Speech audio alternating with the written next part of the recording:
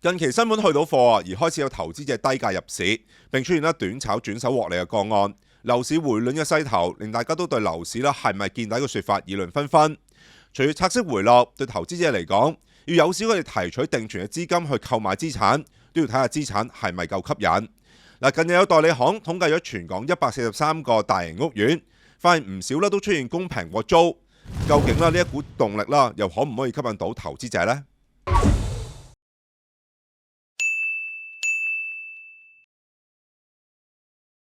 隨住本港樓價係從高位累計回落咗接近30%，同時租金又因為高才通呢啲效應催谷衝上差唔多去到歷史高位。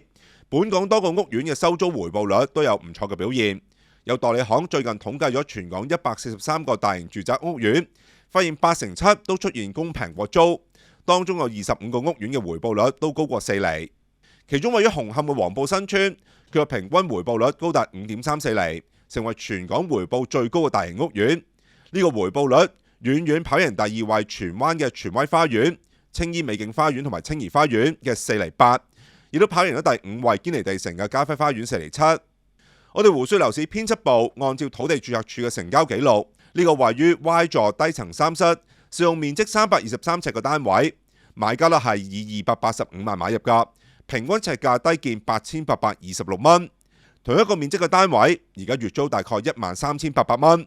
其實呢點都意味住，如果呢個買家買入單位之後係放租嘅話其實佢表面嘅回報率已經有5厘8，甚至比屋苑嘅整體回報仲要高。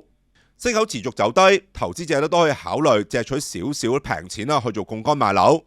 而家買樓收租按揭成數最高70%去推算，個人墊資咗30%首期，相當於支付85萬5千蚊之後，剩低就係70%啦，並邊供邊放租。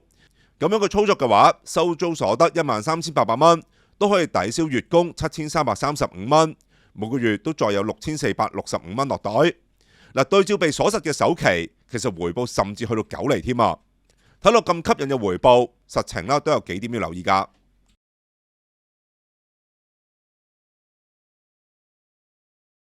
首先呢個只係表面回報，有好多隱藏嘅支出係未計算在內。就算我哋唔將買樓嘅時候一次性嘅開支，譬如律師費經紀佣金同埋譬如嗰100蚊嘅釐印費計算在內，但投資者每個月都要係繳交管理費，每季要交差餉地租，每年要交物業稅。按呢個單位嚟推算，按月平均要攤分多3500蚊一個月嘅成本㗎。冇按揭需求嘅投資者一炮過找清樓價，一個月去收13800蚊嘅租金。扣除呢筆3500蚊嘅成本，淨代嘅金額就會縮減去到10300蚊，令到佢嘅回報率會壓縮去到4厘3。如果借取70%按揭嘅投資者，佢個回報又點呢？邊供邊放租每個月供樓開支就要7335蚊，之後仲要預留每個月3500蚊嘅額外支出費用去支付呢個管理費、差餉地租同埋物業稅，令開支係會高達10835蚊。所以就算每個月收到13800蚊嘅租金，扣除開支之後，實質落袋嘅只係得2965蚊。如果對照被鎖實嘅首期85萬5千蚊嚟計，其實佢嘅回報都會即時壓縮去到4厘2。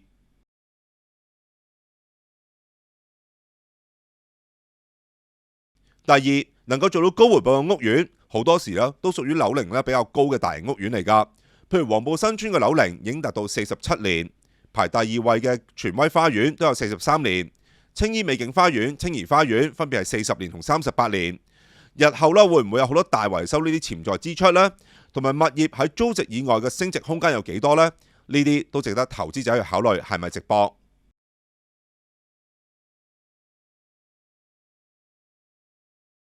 能唔能夠做到供平過租，背後都視乎息口走勢。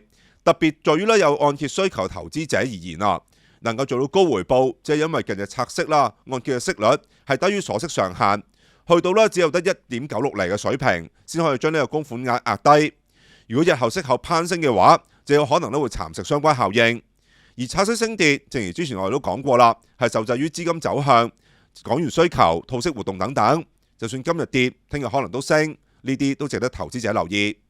拆息回落，市況回暖，係咪代表樓市一定見底呢？除咗眼前部分屋苑係做到供平過租，拉闊啲睇下成個市場一手發展商手持10萬供應高庫存壓力，而家都希望借助目前嘅氣氛加快去貨。佢個去貨手法都難免壓抑咗二手市場嘅定價同埋動力。呢啲投資嘅時候都需要評估。今日先同大家傾住咁多先啦。如果中意睇呢類樓市短評、一二手簡單攻略同埋樓市深度調查報導，就記住訂閱我哋胡說樓市 YouTube 頻道，撳埋隔離個鐘仔，同埋最重要係 CLS， 下次出片你就唔會錯過啦。今日先傾到呢度，下嚟片再見，拜拜。